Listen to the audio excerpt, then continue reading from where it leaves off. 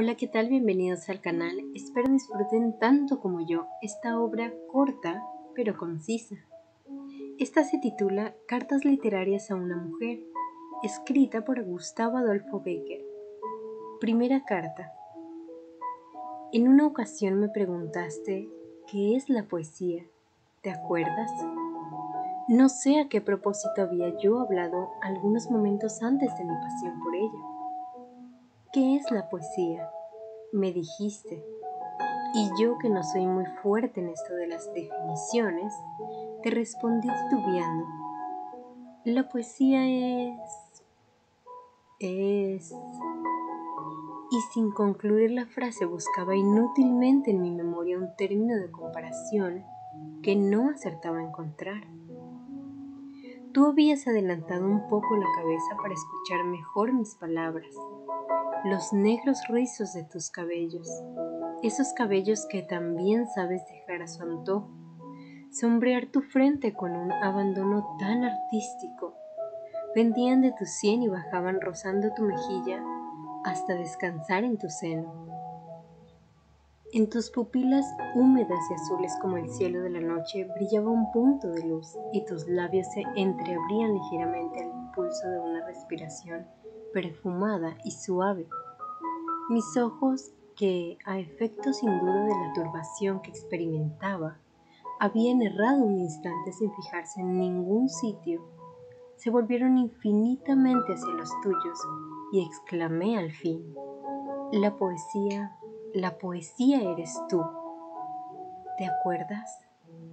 Yo aún tengo presente el gracioso ceño de curiosidad burlada, el acento mezclado de pasión y amargura con que me dijiste: ¿crees que mi pregunta solo es hija de una vana curiosidad de mujer? Te equivocas. Yo deseo saber lo que es la poesía, porque deseo pensar lo que tú piensas, hablar de lo que tú hablas, sentir lo que tú sientes, penetrar por último en ese misterioso santuario en donde a veces se refugia tu alma y cuyo dintel no puede traspasar la mía. Cuando llegaba a este punto, se interrumpió nuestro diálogo. Ya sabes por qué. Algunos días han transcurrido. Ni tú ni yo lo hemos vuelto a renovar y sin embargo, por mi parte no he dejado de pensar en él. Tú sientes, sin duda, que la frase con que contesté a tu extraña interrogación equivalía a una evasiva galante. ¿Por qué no hablar con franqueza? En aquel momento de aquella definición, porque la sentí, sin saber siquiera si decía un disparate. Después lo he pensado mejor y no dudo al repetirlo.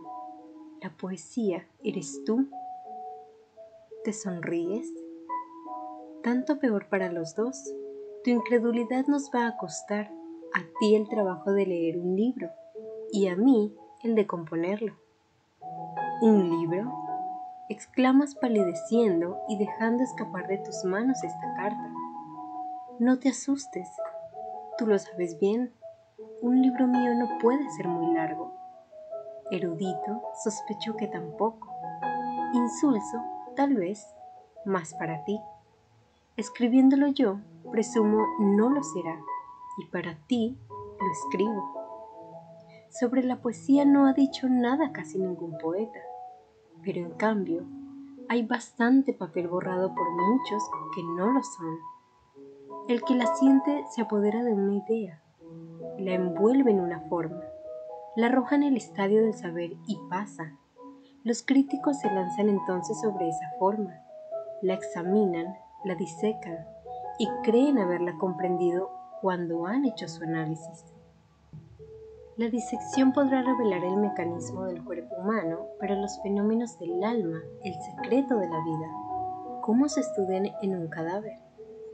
No obstante, sobre la poesía se han dado reglas, se han atestado infinidad de volúmenes, se enseña en las universidades, se discute en los círculos literarios y se explica en los ateneos. No te extrañes, un sabio alemán ha tenido la humorada de reducir a notas y encerrar en las 5 líneas de una pauta el misterioso lenguaje de los ruiseñores. Yo sí he de decidir la verdad. Todavía ignoro qué es lo que voy a hacer, así es que no puedo anunciártelo anticipadamente. Solo te diré, para tranquilizarte, que no te inundaré en ese diluvio de términos que pudiéramos llamar facultativos, ni te citaré autores que no conozco, ni sentencias en idiomas que ninguno de los dos entendemos. Antes de ahora te lo he dicho, yo nada sé, nada he estudiado, he leído un poco, he sentido bastante y he pensado mucho, aunque no acertaré a decir si bien o mal. Como solo de lo que he sentido y he pensado he de hablarte, te bastará sentir y pensar para comprenderme. Herejías históricas, filosóficas y literarias presiento que voy a decir muchas. No importa, yo no pretendo enseñar a nadie, ni erigirme en autoridad, ni hacer que mi libro se declare de texto. Quiero hablarte un poco de literatura, siquiera no sea más que por satisfacer un capricho tuyo. Quiero decirte lo que sé de una manera intuitiva, comunicarte mi opinión y tener al menos el gusto de saber que si nos equivocamos los dos, lo cual, dicho sea de paso, para nosotros equivale a acertar. La poesía eres tú, te lo he dicho, porque la poesía es el sentimiento y el sentimiento es la mujer. La poesía eres tú, porque esa vaga aspiración a lo bello que la caracteriza y que es una facultad de la inteligencia en el hombre, en ti pudiera decirse que es un instinto. La poesía eres tú, porque el sentimiento que en nosotros es un fenómeno accidental y pasa como una ráfaga de aire, se halla tan íntimamente unido a tu organización especial que constituye una parte de ti misma. Últimamente, la poesía eres tú, porque tú eres el foco de donde parten sus rayos. El genio verdadero tiene algunos atributos extraordinarios que Balzac llama femeninos y que efectivamente lo son. En la escala de la inteligencia del poeta hay notas que pertenecen a la de la mujer, y estas son las que expresan la ternura, la pasión y el sentimiento. Yo no sé por qué los poetas y las mujeres no se entienden mejor entre sí. Su manera de sentir tiene tantos puntos de contacto. Quizá por eso, pero dejemos digresiones y volvamos al asunto. Segunda carta. En mi anterior te dije que la poesía eres tú, porque tú eres la más bella personificación del sentimiento y el verdadero espíritu de la poesía no es otro.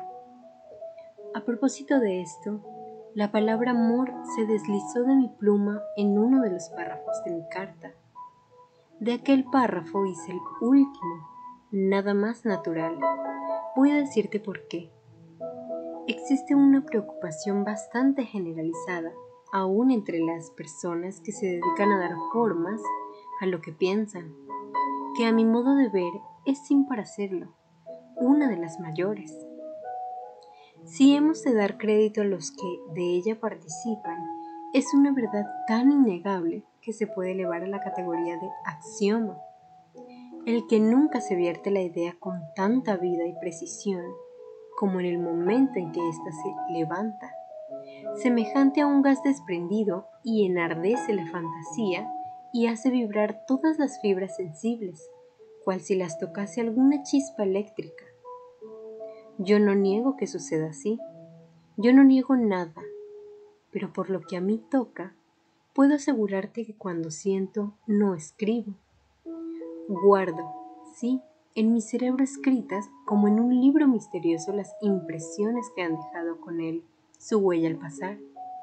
Estas ligeras y ardientes hijas de la sensación duermen allí agrupadas en el fondo de mi memoria, hasta el instante en que, puro, tranquilo, sereno y revestido, por decirlo así, de un poder sobrenatural, mi espíritu las evoca y tienden sus alas transparentes que bullen con un zumbido extraño y cruzan otra vez a mis ojos como en una visión luminosa y magnífica. Entonces no siento ya con los nervios que se agitan, con el pecho que se oprime, con la parte orgánica y material que se conmueve al ruido y al rudo choque de las sensaciones producidas por la pasión y los afectos. Siento, sí, pero de una manera que puede llamarse artificial. Escribo como el que copia de una página ya escrita. Dibujo como el pintor que reproduce el paisaje que se dilata entre sus ojos y se pierde entre la bruma de los horizontes. Todo el mundo siente. Solo a algunos seres les es dado el guardar como un tesoro la memoria viva de lo que han sentido. Yo creo que estos son los poetas. Es más, creo que únicamente por esto lo son. Efectivamente es más grande, más hermoso, figurarse al genio ebrio de sensaciones y de inspiraciones, trazando a grandes rasgos temblorosa la mano con la ira, llenos aún los ojos de lágrimas o profundamente conmovido por la piedad. Esas tiradas de poesía que más tarde son la admiración del mundo. Pero, ¿qué quieres? No siempre la verdad es lo más sublime. ¿Te acuerdas? No hace mucho que te lo dije a propósito de una cuestión parecida. Cuando un poeta te pinta en magníficos versos su amor, duda. Cuando te lo dé a conocer en prosa y mala, cree. Hay una parte mecánica, pequeña y material en todas las obras del hombre, que la primitiva, la verdadera inspiración, desdeña en sus ardientes momentos de arrebato. Sin saber cómo, me he distraído del asunto. Como quiera que lo he hecho por darte una satisfacción, espero que tu amor propio sabrá disculparme. ¿Qué mejor intermediario que este para con una mujer? No te enojes. Es uno de los muchos puntos de contacto que tenéis con los poetas o que éstos tienen con vosotras. Sé porque lo sé, aun cuando tú no me lo has dicho, que te quejas de mí, porque al hablar del amor detuve mi pluma y terminé mi primera carta como enojado de la tarea. Sin duda, ¿a qué negarlo? Pensaste que esta fecunda idea se esterilizó en mi mente por falta de sentimiento. Ya te he demostrado tu error. Al estamparla, un mundo de ideas confusas y sin nombre se elevaron en tropel en mi cerebro y pasaron volteando alrededor de mi frente como una fantástica ronda de visiones quiméricas. Un vértigo nubló mis ojos. Escribir. Oh, si yo pudiera haber escrito entonces, no me cambiaría por el primer poeta del mundo. Mas entonces lo pensé, y ahora lo digo. Si yo siento lo que siento para hacer lo que hago, ¿qué gigante océano de luz y de inspiración no se agitaría en la mente de esos hombres que han escrito lo que a todos nos admira? Si tú supieras cómo las ideas más grandes se empequeñecen al encerrarse en el círculo de hierro de la palabra, si tú supieras qué diáfanas, qué ligeras, qué impalpables son las casas de oro que flotan en la imaginación, al envolver esas misteriosas figuras que crea y de las que solo acertamos a reproducir el descarnado esqueleto. Si tú supieras cuán imperceptible es el hilo de luz que ata entre sí los pensamientos más absurdos que nadan en su caos. Si tú supieras. Pero, ¿qué digo? Tú lo sabes. Tú debes saberlo. ¿No has soñado nunca? Al despertar, ¿te ha sido alguna vez posible referir con toda su inexplicable vaguedad y poesía lo que has soñado? El espíritu tiene una manera de sentir y comprender especial, misteriosa, porque él es un arcano, inmensa porque él es infinito, divina porque su esencia es santa. Como la palabra, como un idioma grosero y mezquino insuficiente a veces para expresar las necesidades de la materia, podrá servir de digno intérprete entre dos almas. Imposible. Sin embargo, yo procuraré apuntar, como de pasada, algunas de las 1000 ideas que me agitaron durante aquel sueño magnífico, en que vi el amor envolviendo a la humanidad como en un fluido de fuego, pasar de un siglo en otro, sosteniendo la incomprensible atracción de los espíritus, atracción semejante a la de los astros, y revelándose al mundo exterior por medio de la poesía, único idioma que acierta a balbucear algunas de las frases de su inmenso poema. Pero, ¿lo ves? Ya quizá ni tú me entiendes, ni yo sé lo que me digo. Hablemos como se habla, procedamos con orden. El orden, lo detesto, y sin embargo es tan preciso para todo.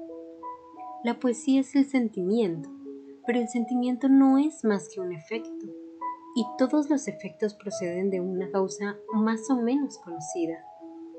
¿Cuál será? ¿Cuál podrá serlo de este divino arranque de entusiasmo, de esta vaga y melancólica aspiración del alma, que se traduce al lenguaje de los hombres por medio de sus más suaves armonías, sino el amor? Sí, el amor es el manantial perenne de todas las poesías, el origen fecundo de todo lo grande, el principio eterno de todo lo bello. Y digo el amor porque la religión, nuestra religión, sobre todo, es un amor también. Es el amor más puro, más hermoso, el único infinito que se conoce, y solo a estos dos astros de la inteligencia puede volverse el hombre. Cuando desea luz que alumbre su camino, inspiración que fecundice su vena estéril y fatigada. El amor es la causa del sentimiento, pero ¿qué es el amor? Ya lo ves, el espacio me falta, el asunto es grande. ¿Y te sonríes? ¿Crees que voy a darte una excusa fútil para interrumpir mi carta en este sitio? No, ya no recurriré a los fenómenos del mío para disculparme de no hablar del amor. Te lo confesaré ingenuamente. Tengo miedo. Algunos días, solo algunos, y te lo juro, te hablaré del amor a riesgo de escribir 1.000.000 de disparates. ¿Por qué tiemblas? Dirás sin duda. ¿No hablan de él a cada paso las gentes que ni aún lo conocen? ¿Por qué no has de hablar tú, tú que dices que lo sientes? Ay, ¿acaso por lo mismo que ignoran lo que es, se atreven a definirlo?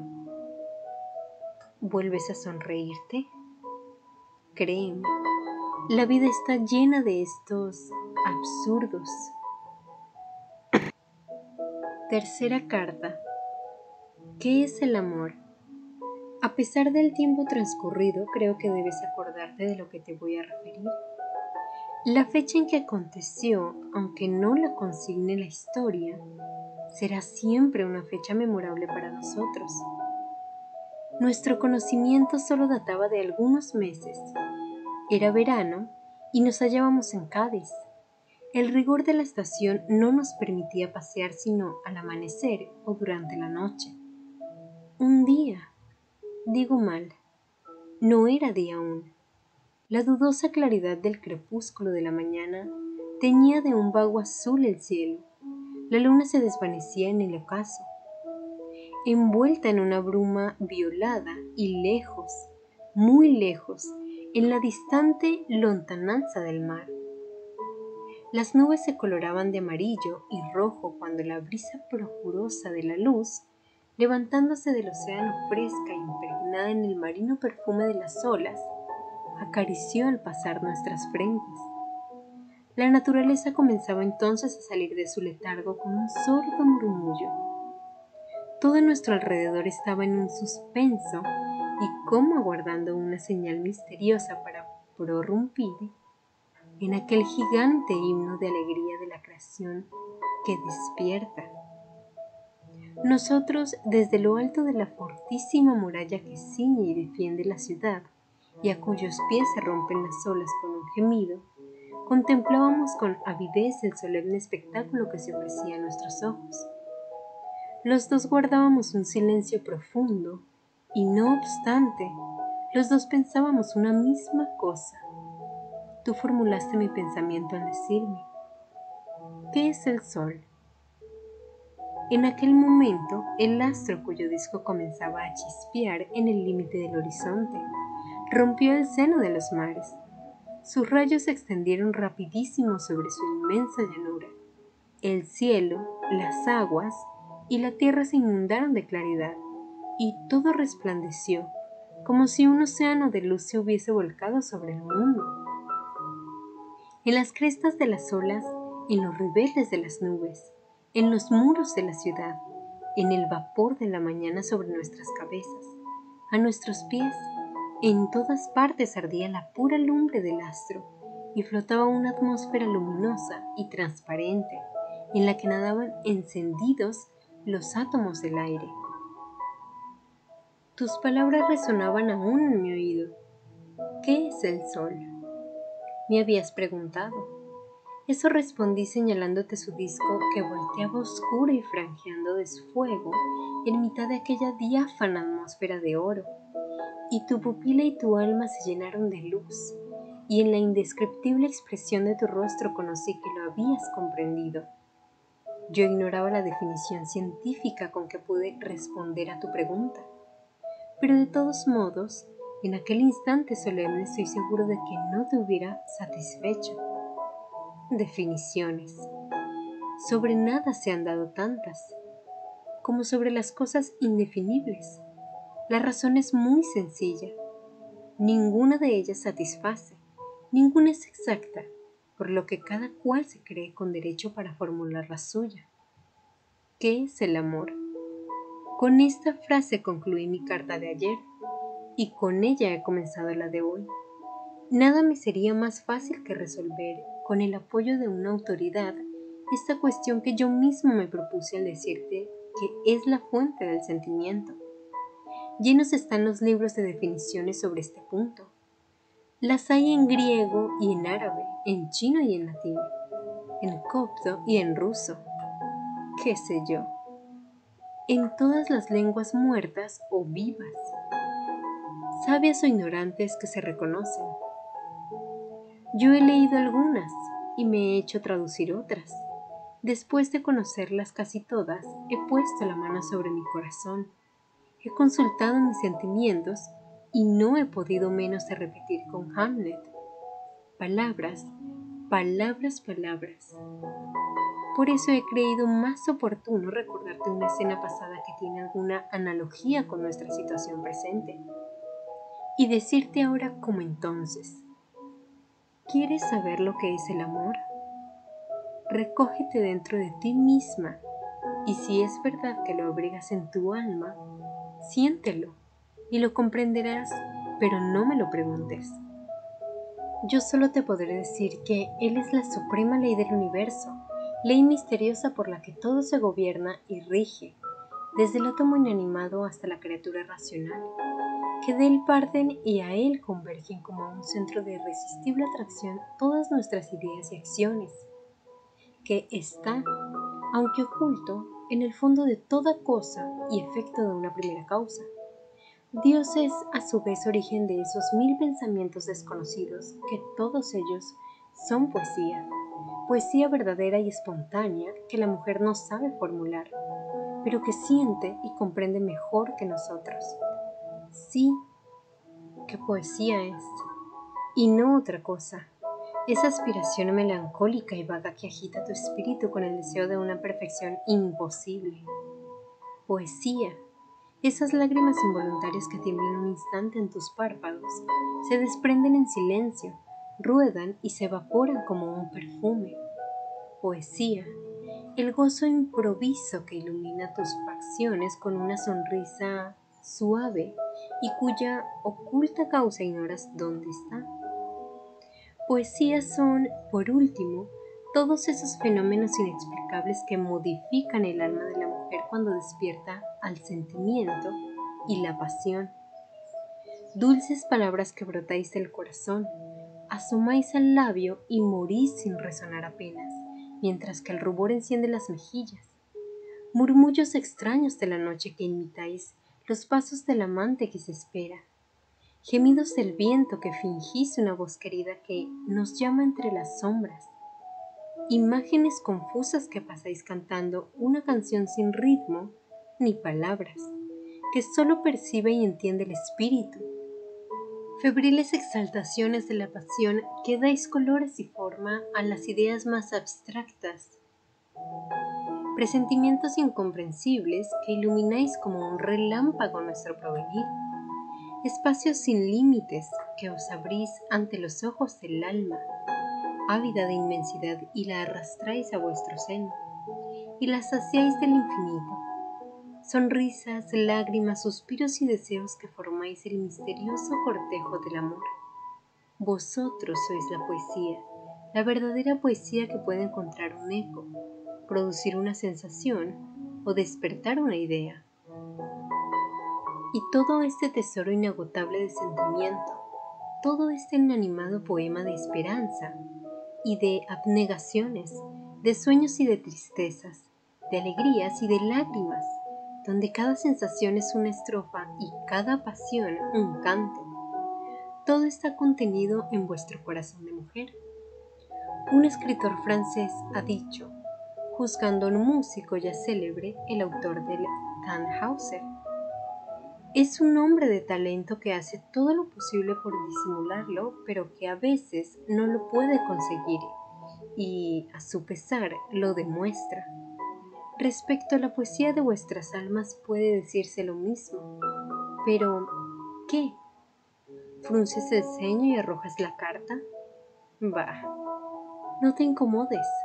Sabe de una vez y para siempre que tal como os manifestáis, yo creo, y conmigo lo creen todos, que las mujeres son la poesía del mundo. Cuarta carta. El amor es poesía, la religión es amor. Dos cosas semejantes a una tercera son iguales entre sí. He aquí el axioma que debía ahorrarme del trabajo de escribir una nueva carta. Sin embargo, yo mismo conozco que esta conclusión matemática, que en efecto lo parece, así puede ser una verdad como una sofisma. La lógica sabe fraguar razonamientos inatacables, que a pesar de todo no convencen. Con tanta facilidad se sacan deducciones precisas de una base falsa. En cambio, la convicción íntima suele persuadir, aunque en el método del raciocinio reina el mayor desorden, tan irresistible en el acento de la fe. La religión es amor, y porque es amor es poesía. He aquí el tema que me he propuesto desenvolver hoy. Al tratar un asunto tan grande en tan corto espacio y con tan escasa ciencia, como la de que yo supongo y dispongo, solo me anima una esperanza. Si para persuadir basta creer, yo siento lo que escribo. Hace ya mucho tiempo yo no te conocía, y con esto excuso el decir que aún no había amado. Sentí en mi interior un fenómeno inexplicable. Sentí, no diré un vacío, porque sobre ser vulgar, no es esta la frase propia. Sentí en mi alma y en todo mi ser como una plenitud de vida, como un desbordamiento de actividad moral que no encontrando objeto en que emplearse, se elevaba en forma de ensueños y fantasías en los cuales buscaba en vano la expansión, estando como estaban dentro de sí mismo. Tapa y coloca al fuego un vaso con un líquido cualquiera. El vapor, con un ronco hervidero, se desprende del fondo y sube y pugna por salir, y vuelve a caer deshecho en menudas gotas, y torna a elevarse y torna a deshacerse hasta que al cabo está ya comprimido y quiebra la cárcel que lo detiene. Este es el secreto de la muerte prematura y misteriosa de algunas mujeres y de algunos poetas, arpas que se rompen sin que nadie haya arrancado una melodía de sus cuerdas de oro. Esta era la verdad de la situación de mi espíritu, cuando aconteció lo que voy a referirte. Estaba en Toledo, la ciudad sombría y melancólica por excelencia. Allí cada lugar recuerda una historia, cada piedra un siglo, cada monumento una civilización. Historias, siglos y civilizaciones que han pasado y cuyos actores tal vez son ahora el polvo oscuro que arrastra el viento en remolinos, al silbar en sus estrechas y tortuosas calles.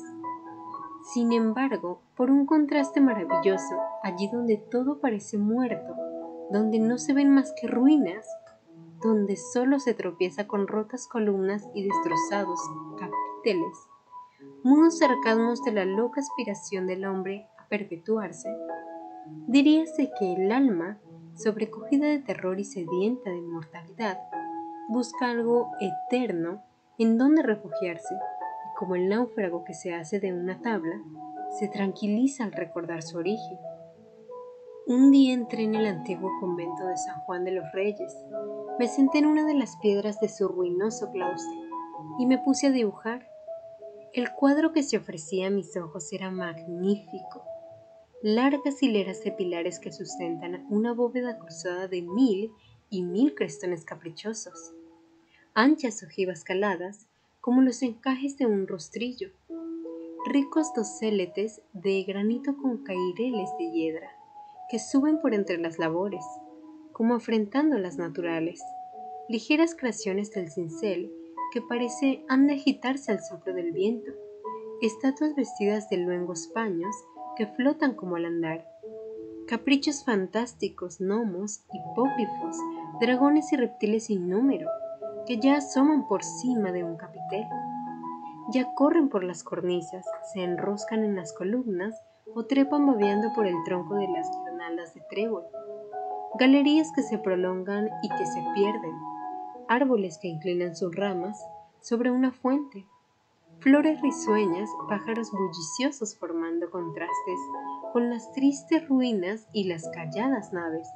y por último, el cielo, un pedazo de cielo azul que se ve más allá de las crestas de pizarra de los miradores a través de los calados de un rosetón. En tu álbum tienes mi dibujo, una reproducción pálida, imperfecta, ligerísima de aquel lugar, pero que no obstante puede darte una idea de su melancólica hermosura. No ensayaré, pues, describírtela con palabras inútiles tantas veces. Sentado, como te dije, en una de las rotas piedras trabajé en él toda la mañana. Torné a emprender mi tarea a la tarde y permanecí absorto en mi ocupación hasta que comenzó a faltar la luz. Entonces, dejando a mi lado el lápiz y la cartera, tendí una mirada por el fondo de las solitarias galerías y me abandoné a mis pensamientos. El sol había desaparecido. Solo turbaban el alto silencio de aquellas ruinas, el monótono rumor del agua de aquella fuente, el trémulo murmullo del viento que suspira en los claustros, y el temeroso y confuso rumor de las hojas de los árboles que parecían hablar entre sí en voz muy baja. Mis deseos comenzaron a hervir y a levantarse en vapor de fantasías. Busqué a mi lado una mujer, una persona a quien comunicar mis sensaciones. Estaba solo. Entonces me acordé de esta verdad que había leído en no sé qué autor. La soledad es muy hermosa cuando se tiene junto alguien a quien decírselo.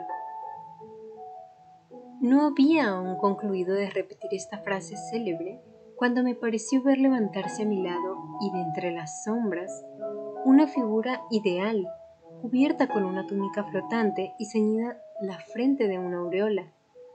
Era una de las estatuas del claustro derruido, una escultura que, arrancada de un pedestal y arrimada al muro en que me había recostado, yacía allí cubierta de polvo y medio escondida entre el follaje, junto a la rota losa de un sepulcro y el capitel de una columna. Más allá a lo lejos, y veladas por las penumbras y la oscuridad de las extensas bóvedas, se distinguían confusamente algunas otras imágenes. Vírgenes con sus palmas y sus nimbos, monjes con sus báculos y sus capuchas, eremitas con sus libros y sus cruces, mártires con sus emblemas y sus aureolas, toda una generación de granito silenciosa e inmóvil, pero en cuyos rostros había grabado el cincel la huella del ascetismo y una expresión de beatitud y serenidad inefables. He aquí, exclamé, un mundo de piedra, fantasmas inanimados de otros seres que han existido y cuya memoria, legó a las épocas venideras un siglo de entusiasmo y de fe, vírgenes solitarias, austeros cenobitas, mártires esforzados que, como yo, vivieron sin amores ni placeres, que, como yo, arrastraron una existencia oscura y miserable, solos con sus pensamientos y el ardiente corazón inerte bajo el sayal. Como un cadáver en su sepulcro, volví a fijarme en aquellas facciones angulosas y expresivas. Volví a examinar aquellas figuras secas, altas, espirituales y serenas, y proseguí diciendo: ¿es posible que hayáis vivido sin pasiones, ni temor, ni esperanzas, ni deseos? ¿Quién ha recogido las emanaciones de amor que como un aroma se desprendieran de vuestras almas? ¿Quién ha saciado la sed de ternura que abrasaría vuestros pechos en la juventud? ¿Qué espacios ni límites se abrieron a los ojos de vuestros espíritus, ávidos de inmensidad al despertarse el sentimiento? La noche había cerrado poco a poco. A la dudosa claridad del crepúsculo había sustituido una luz tibia y azul, la luz de la luna que, velada un instante por los oscuros chapiteles de la torre, bañó en aquel momento con un rayo plateado los pilares de la desierta galería. Entonces reparé que todas aquellas figuras, cuyas largas sombras se proyectaban en los muros y en el pavimento, cuyas flotantes ropas parecían moverse, en cuyas demacradas facciones brillaba una expresión indescriptible, santo y sereno gozo, tenían sus pupilas sin luz, vueltas al cielo, como si el escultor quisiera semejar que sus miradas se perdían en el infinito buscando a Dios, foco eterno y ardiente de hermosura, al que se vuelve con los ojos como a un polo de amor el sentimiento del alma. Esta ha sido la corta pero hermosa y profunda obra de hoy. Espero la hayan disfrutado tanto como yo la disfruté.